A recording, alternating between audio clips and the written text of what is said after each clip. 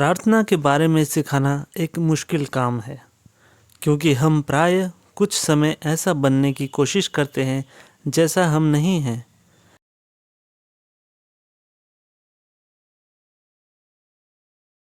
हम शायद महानता का मुखौटा पहने होते हैं। मेरे जीवन में प्रार्थना काफ़ी महत्वपूर्ण रहा, पर मैं अपने आप को प्रार्थना में कमज़ोर महसूस करता हूँ। पर मैं इस बात को हमेशा याद रखता हूँ, इस कहानी का सिर्फ एक ही नायक है और वो नायक यीशु मसीह है। कोई ऐसा महान प्रभु का जन नहीं, ऐसा कोई प्रभु का महान दास नहीं, सिर्फ हमारा खुदा ही महान है। बस इसे हमेशा याद रखें, हमेशा, कि इस कहानी का एक ही हीरो है, वो यीशु मसीह है। मैं यशायाह का 42 का पहला वर्ष पढ़ता हूँ। मेरे दास को देखो, जिसे मैं संभाले हूँ।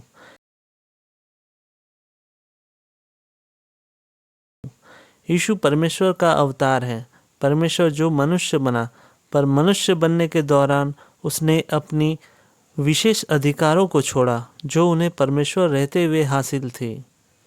वो एक सचमुच का मनुष्य था और उसने जो किया वो एक मनुष्य के तौर पर पवित्र आत्मा की मदद से किया। उसे अंतिम आदम बनना था।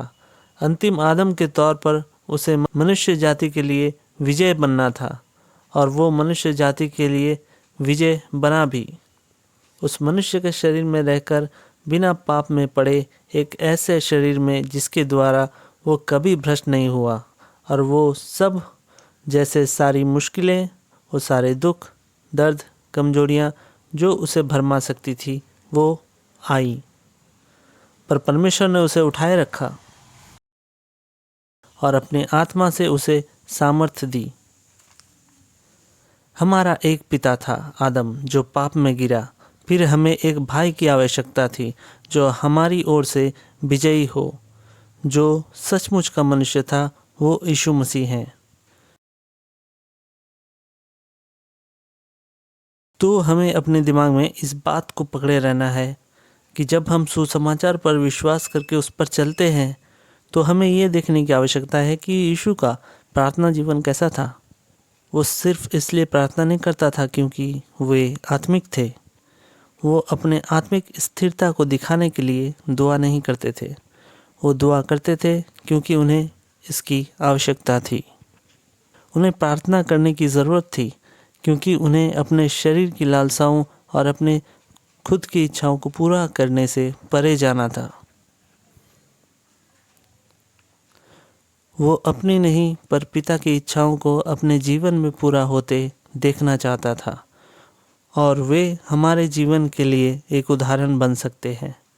वही हमारा आदर्श बन सकते हैं। ये समस्या नहीं है कि आप कमज़ोर हैं, समस्या ये है कि हमें पता ही नहीं हम कितने कमज़ोर हैं, क्योंकि वो कमज़ोरियाँ ही हमें प्रार्थना करने के लिए प्रेरित करती है। हम लूका के 11वें अध्याय का पहला वचन पढ़ते हैं। वो किसी जगह प्रार्थना कर रहा था। जब वो प्रार्थना कर चुका था तो उसके चेलों में से एक ने उनसे कहा, हे प्रभु, यूहन्ना ने अपने चेलों को प्रार्थना करना सिखाया, वैसे ही हमें भी तू सिखा दे। मुझे यह बात बहुत अद्भुत लगी। वे उनसे ये नहीं कहे कि हमें दुष्ट आत्मा को निकालने सिखा, ना ही कहा कि हमें सिखा कि प्रचार कैसे करें। उन्होंने कभी नहीं कहा कि हमें पानी पर चलना सिखा, पर उन्होंने एक ही बार सिखाने को कुछ कहा, और वो था प्रार्थना के विषय में। मैं ये महसूस करता हूँ इस कॉन्टेक्स्ट से कि यीशु इस तरह प्रार्थना करता था जो कोई नहीं कर पाता था, और ऐसी प्रार्थना करते उन्होंने किसी को नहीं देखा होगा, किसी को भी नहीं। जब परमेश्वर ने हमारे उद्धार के लिए मनुष्य के रूप में अवतार लिया, यह करना उसके लिए आवश्यक था। पवित्र आत्मा की सामर्थ्य से पिता की दया और शांति को हम पर प्रकट करने की ज़रूरत थी, सिर्फ इसलिए कि मनुष्य जाति को इसकी आवश्यकता थी। खैर, मेरे पास समय की कमी है कि मैं प्रार्थना के हर हिस्से के बारे में अभी बता सकूं। मैं आपसे अपने बारे में कुछ बताना चाहता हूं। मैं पेरू में रहा कई वर्षों तक। वहाँ समंदर में काफ़ी ऊंची लहरें उठती हैं। तो वहाँ किसी ने मुझसे कहा, आपको समंदर में तैरना सीखना चाहिए। तो मैंने कहा, आप लोग मेरे नज़दीक रहेंगे तो मैं ये कोशिश कर सकता हूँ। तो मैंने कोशिश किया पर अच्छे से ये हो नहीं पाया। किसी ने मुझसे कहा, जब आप लाल झंडा देखो तो वहाँ मत जाओ। लाल झंडे का मतलब है पानी पे मत उतरो, क्योंकि वहाँ खतरा हो सकता है।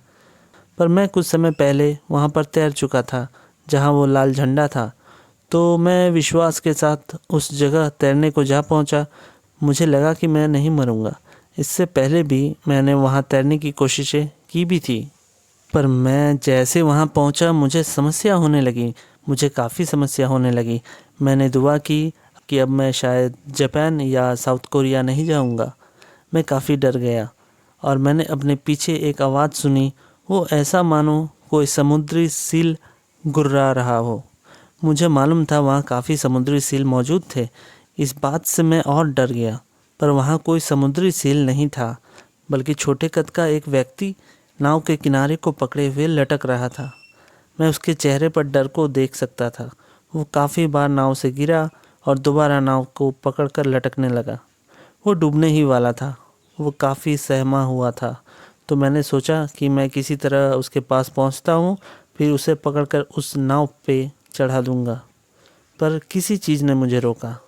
मुझे ये ख्याल आया, मैंने ये कहीं सुना भी था, हालांकि मैं साइज़ में दोगुना था। अगर वो मुझे पकड़ लेगा तो वो मुझे भी डुबा सकता है, वो हम दोनों को डुबा सकता है। तो मैंने वहाँ आसपास के तैराकों को बुलाया और कहा कि वहाँ एक व्यक्ति डूबने वाला है, आप उनका रेस्क्यू कीजिए। पर वे तैराक काफ़ी अनुभवी थे। हालांकि उनके चेहरे पर भी डर को देखा जा सकता था। जैसे जैसे वे उस व्यक्ति के पास पहुँचे, वे काफ़ी जवान थे, बहुत ही अच्छे एथलीट थे, तैरने में माहिर थे, पर उन्हें भी 20 मिनट या आधे घंटे लग गए उसे बचाने में। आप कहेंगे मैं आपको ये कहानी क्यों बता रहा हूँ। मैं चाहता हूँ आप इस बारे में सोचें। मैं एक बच्चे से करीबन 4 या 5 गुना मजबूत हूँ और वे लोग उस व्यक्ति से कई गुना मजबूत रहे होंगे। अगर वे लोग एक्सपर्ट नहीं होते तो वो छोटा सा व्यक्ति भी उन तीनों को पकड़कर पानी में डुबा सकता था। तो आप इसका उत्तर दीजिए कि वह किस प्रकार मुझे या उन तीनों को डुबा सकता था।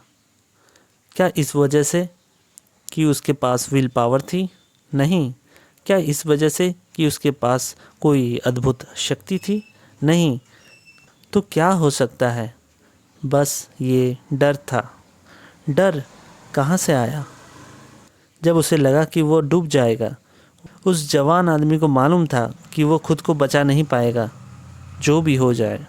और इस वजह से अगर कोई बिना प्रशिक्षण लिए उसके पास जाएगा तो वो उसे कस कर पकड़ेगा, किसी तरह उसे अपने नीचे खींचेगा। ये इसलिए नहीं कि उसमें ज़्यादा ताकत है, बल्कि वो ऐसा करता है क्योंकि उसे उसकी ज़रूरत थी। उसने ज़रूरत देखी, उसने हेल्पलेसनेस को देखा। उसने देखा कि मैं डूब सकता हूँ अगर कोई मुझे बचाने नहीं आया तो, या किसी को पकड़कर उसे डुबाकर और उसके ऊपर से चढ़कर जान बचाना चाहा। तो ये कमज़ोरी ज़रूरत को देखकर आई। मैंने ये स्टडी किया है कि मुझे ये बिल्कुल पसंद नहीं जब कोई परमेश्वर के जन के बारे में कहता है।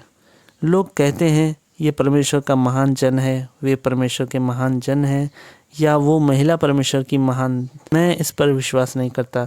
लोग बड़ाई करते हैं मनुष्य की। कृपया ऐसा करना बंद करें। मनुष्य को प्रफुल्लित करना बंद करें। जबकि वे ऐसे लोग हैं जो परमेश्वर पर निर्भर रहते हैं। खुदा ही उनकी अंतिम आशा होती है।